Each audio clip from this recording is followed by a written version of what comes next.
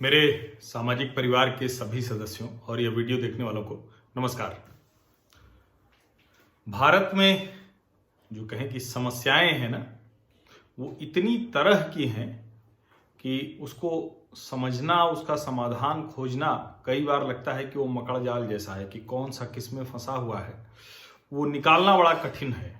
लेकिन निकालना तो पड़ेगा, और निकालना पड़ेगा तो पहले उसको समझना पड़ेगा कि कहाँ से कौन फंसा हुआ है, उसे धैर्य से खोलना पड़ेगा। अभी एक चिट्ठी आ गई है, 101 पूर्व आईएएस, आईएफएस, आईपीएस यानी सब सीनियर ब्यूरोक्रेट हैं, रिटायर्ड हैं, उन लोगों ने चिट्ठी लिखी है देश की राज्य सरकारों को, केंद्र शासित प्रदेशों के जो एलजी हैं, लेफ्टिनेंट गवर्नर्स, उनको दिया है और मुख्यमंत्रियों को भेजा है। और उस चिट्ठी में उन्होंने एक चिंता जताई है और निश्चित तौर पर किसी भी देश के जो ऐसे कहें कि नौकरशाह हैं और उन लोगों को अगर चिंता कोई हो रही है, और इतने ढेर सारे लोग 101 लोग हैं, तो वो लोग जब ये चिट्ठी लिखते हैं तो उसको समझना चाहिए कि आखिर वो क्यों ये चिट्ठी लिख रहे हैं और उनकी चिंता को, जायज चिंता को बिल्कुल एड्रेस करना चाहिए। लेकिन जब मैंने पूरी चिट्ठी उनकी पढ़ डाली और उसका जो मजमून है वो समझ में आया, और चिट्ठी पढ़ने के बाद जब मैंने उसको बिंदुवार सोचा, तो एक तो झूठी चिट्ठी लिखी हुई है आईएएस रिटायर्ड ब्यूरोक्रेट्स ने, और वो किसी एक तय खांचे में वो बैठे हुए हैं। और ये वो लोग हैं जिनको मैं बार बार कहता हूं ना कि जो मुसलमान बहुत से हैं जो मुसलमानों का बुरा कर रहे हैं, लेकिन बहुत से हिंदू हैं जो मुसलमानों का बड़ा बुरा करते हैं, और उनमें 101 अधिकारियों में से ये ढेर सारे लोग भी हैं। इन्होंने लिखा ये है कि हम पूर्व नौकरशाह हैं all India central civil services के, और किसी भी ग्रुप को हम, पॉलिटिकल आइडियोलॉजी को हम बिलोंग नहीं करते हैं, उससे जुड़े हुए नहीं हैं, लेकिन हम कोशिश करते हैं कि भारतीय संविधान के दायरे में मुद्दों को उठाते रहें। अब जब ये लिखते हैं, वो करें कि हम कॉन्क्लेव करते रहते हैं, ओपन लेटर्स लिखते रहते हैं, और ये कब से वो कर रहे हैं? कॉन्स्टिट्यूशनल कंडक्ट ग्रुप जून 2017 में इन्होंने बनाया। अच्छा, एक बात आप समझिए, इस देश में जो ये रिटायर्ड जो प्रजाति है, और खास करके जो बड़े नौकरशाह, बड़े न्यायाधीश है, जैसे ऐसे लोग हैं जो सारी अपनी जिंदगी बड़ी बड़ी पोजीशंस होल्ड करते हैं, और जिस दिन वो सेवा निवृत्त हो जाते हैं तो उनका संकट ये होता है, मैं सभी लोगों को नहीं कह रहा हूं, एक बड़ा वर्ग वो भी होता है जो उससे सेवा निवृत्त होते हैं, तो या तो अपने घर परिवार, अपने जीवन में अच्छे से रहते हैं, या कुछ नया काम करते हैं, और कुछ लोग सचमुच समाज सेवा करते हैं क्योंकि उनको बड़ी ताकत मिली होती है, अनुभव रहता है, साधन संसाधन से संपन्न होते हैं, उनके कहने पे 2-4 लोग कर सकते हैं। लेकिन एक और समूह होता है जो सेवानिवृत्त नौकरशाहों का होता है, जिनको कुछ नहीं करना होता है, लेकिन चूंकि वो आईएएस, आईपीएस, आईएफएस रहे हैं, तो उनकी सत्ता में दखलंदाजी बनी रहे, इसके लिए वो नाना प्रकार के काम करते हैं। तो अब जब मैं ये इस कॉन्स्टिट्यूशनल कंडक्ट ग्रुप को देखता हूं जो 2017 जून में बना है, तो मुझे भी कुछ उसी तरह की बू आती है, साजिश दिखती है। अब जब मैं साजिश कर रहा हूं तो किसी साजिश, वैसी साजिश नहीं, मतलब जब ये चिट्ठियां लिखी जाती हैं तो कैसे वो साजिशी हो जाती हैं, वो मैं कह रहा हूं।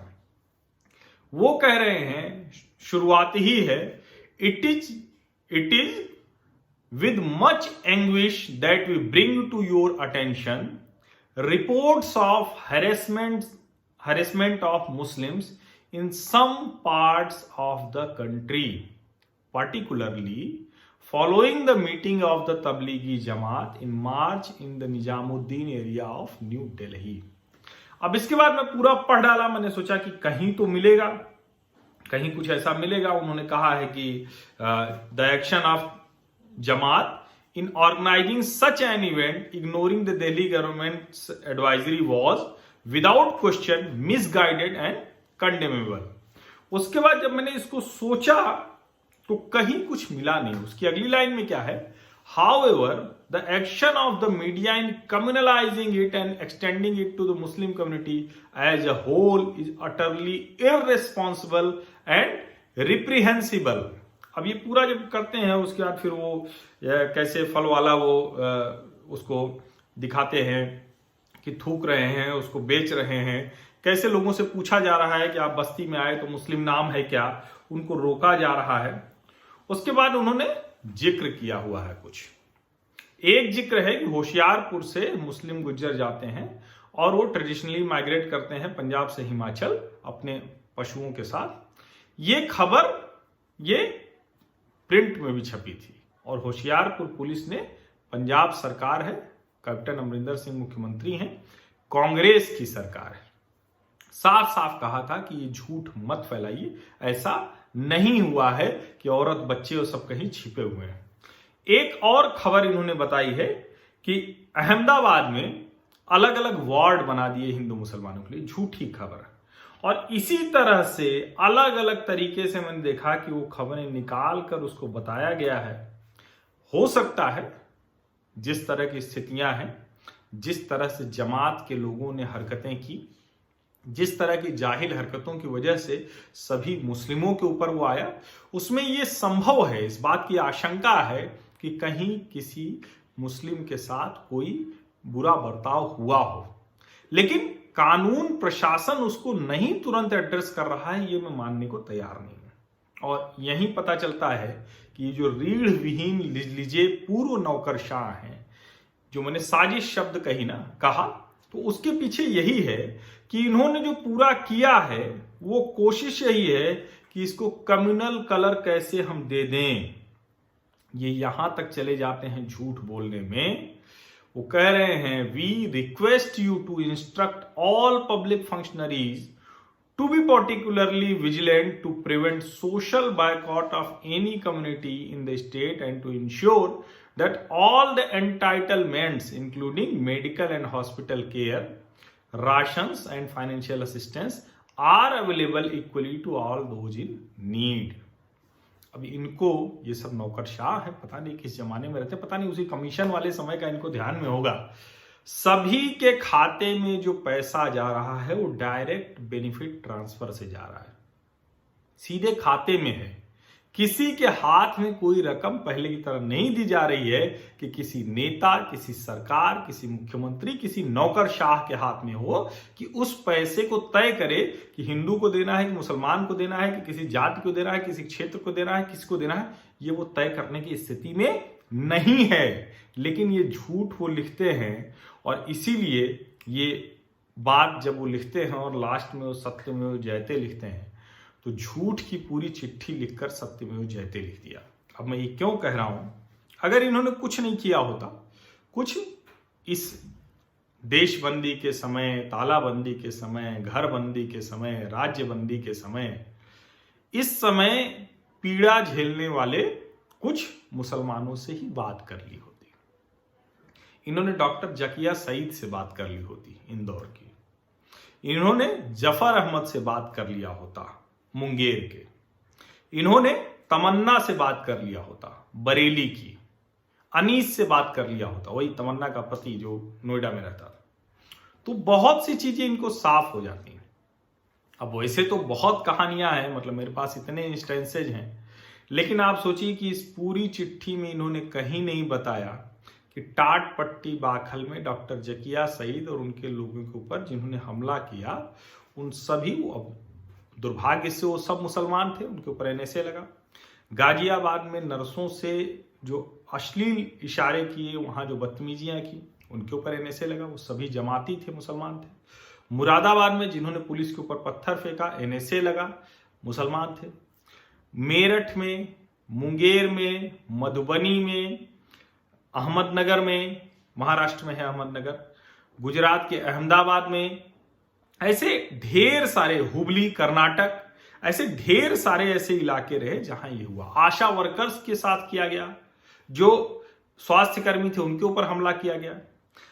वहां कन्नौज में पुलिस के ऊपर हमला किया गया, और यहां जो अलीगढ़ में हमला किया गया, सराय रहमान इलाके में, मेरठ, मैनपुरी, भोगांव, सेक्टर 20 नोएडा में नहीं मान रहे थे, छत पे 20-25 लोग इकट्ठे कर रहे थे, उनको गिरफ्तार किया गया।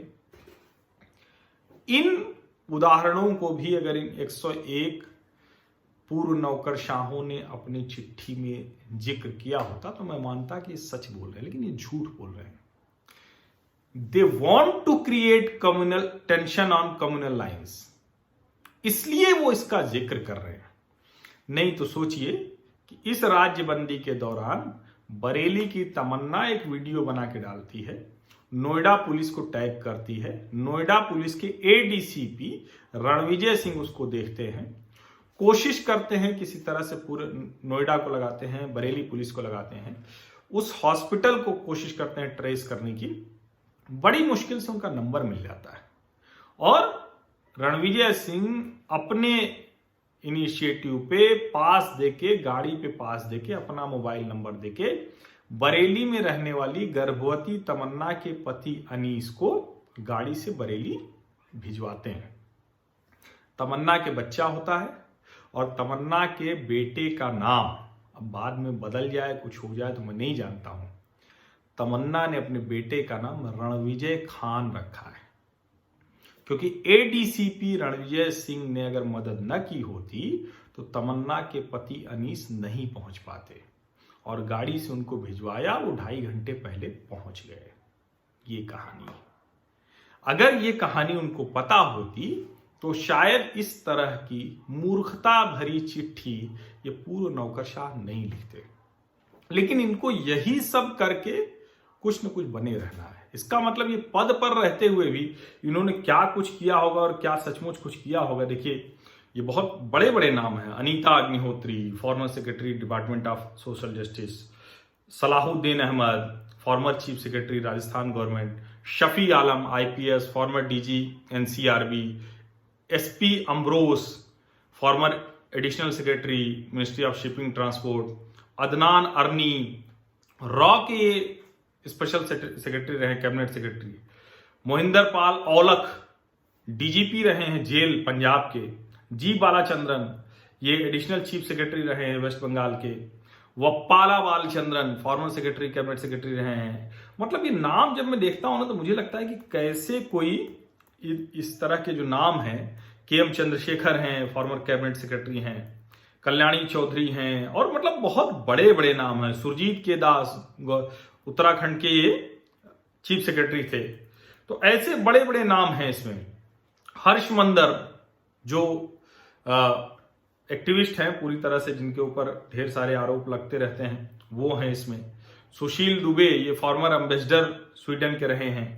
एएस दुलत ये जिनकी कहा जाता है ना, जो कश्मीर की डेस्क जो थी एक समय में दुलत साहब की चलती थी, और ये भी कहा जाता है कि उस समय में ऐसे ढेर सारे फ्रिंज एलिमेंट को सपोर्ट करने की थ्योरी वो दुलत साहब की थी। ये पीएम ऑफिस में कश्मीर डेस्क के लिए ओएसडी थे। आरिफ गौरी ये हैं, गौरी शंकर घोष हैं, बहुत बड़े बड़े नाम हैं। मतलब वजाहत हबीबुल्ला ये भी साहब जो है वो अभी जब शाहीन बाग वालों से बात करना था तो इनको भी शामिल कर दिया था, हालांकि उसमें मूल नहीं थे। ये चीफ इंफॉर्मेशन कमिश्नर रहे। सिराज हुसैन ये फॉर्मर सेक्रेटरी हैं डिपार्टमेंट ऑफ एग्रीकल्चर के।